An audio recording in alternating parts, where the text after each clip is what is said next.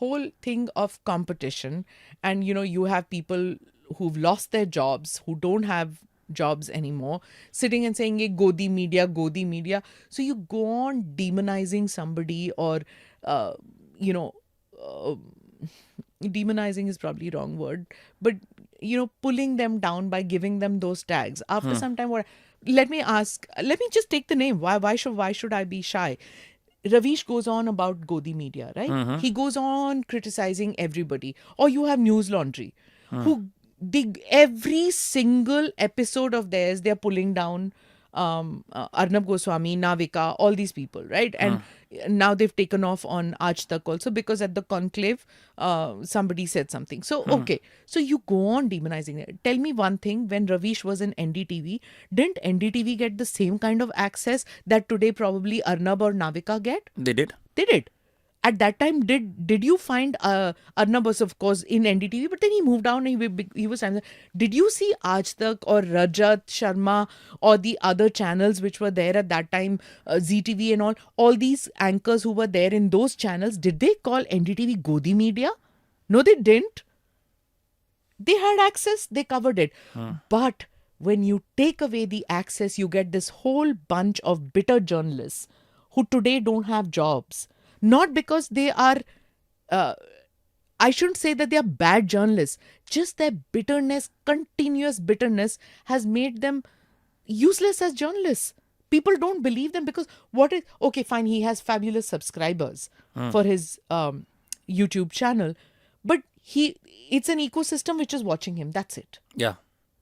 Though, because he's constantly attacking the prime minister. So if you want to know what is wrong with the government, go in and watch that channel.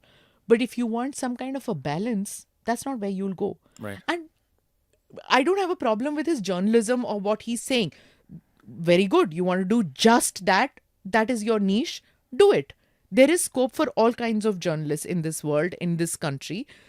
But to label the others, I think, is extremely wrong, because you yourself were there at one point of time. If you were not, if you were somewhere in middle and you didn't do that kind, sorry. And if he says that he wasn't, that's also wrong. So why was his access taken away from them then? So that's a whole big story of what happened with NDTV. Yeah. So when that got over, every NDTV journalist had access. It's not just do you think that they were the only journalists in those days? No. And I was working with them. I accepted it that they have access. They could go anywhere. I'll give you an example that we were in during Vajpayee's time. We had gone to Islamabad and we were covering the talks which were happening between the Indian Prime Minister and the Pakistani Prime Minister, and there was we didn't have those live views on, so it wasn't as if we could do a satellite. You couldn't do that. There were only two ways of sending your visuals, which was via PTV, which is the Pakistan television, or you went to the Indian government had its own uplinking thing. They had taken their own communication. Right. So you could do it like that. You could book a satellite or whatever. There was a complication. So obviously, PTV wasn't going to send Indian footage, wasn't going to do that. Why would Pakistan do that, right? So how do you send it? So we had to book through VSNL, which was the Videsh Sanchar Nigam Limited. Satellite scene था कुछ. उन्होंने वो अपने satellite equipment लेके गए थे. Okay. So they will do it. You have to book it with them. They would do it only after Prime Minister's coverage was over. And then they would beam ours. So it was very complicated and it was very expensive. So, this thought, oh, should we send it via the Wagah border and, those kind of things. But NDTV, no problem at all. They took their whatever they had shot, they took it to the Information and Broadcasting Minister's house, over which there was a satellite dish, and they could beam everything. In the INB Minister of Pakistan. Of Pakistan. That's crazy. That's the kind of access that NDTV had. You tell me today one channel in India which had that kind of access. Forget about access in India. They had access even in Pakistan. They had access in Washington, D.C.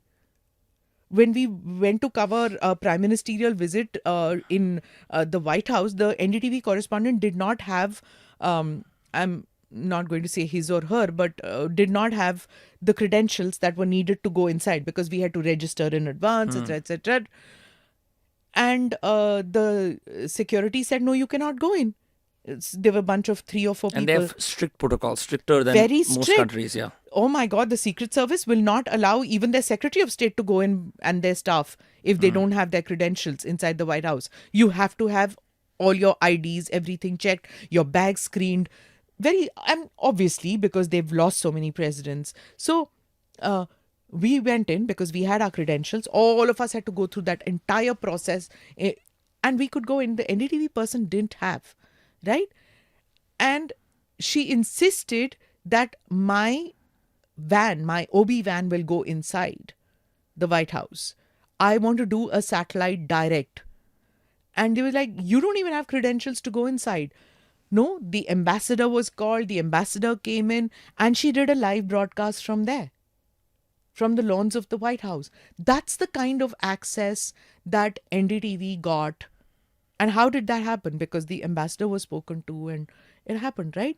Now you tell me, do you think that Arnab, Navika, Rahul Kanwal, Anjana Om Kashyap, any of them have that kind of access today? Do you think any of them can call an Amit Shah or a Modi and tell them, speak to Biden and allow my OB van inside? No. Pehli baat to they'll laugh her out here. Forget about talking to Biden. They'll laugh out Rahul Kanwal to say कि तुम अपने आप करो ना. Why are you telling us? That's the media's work to do.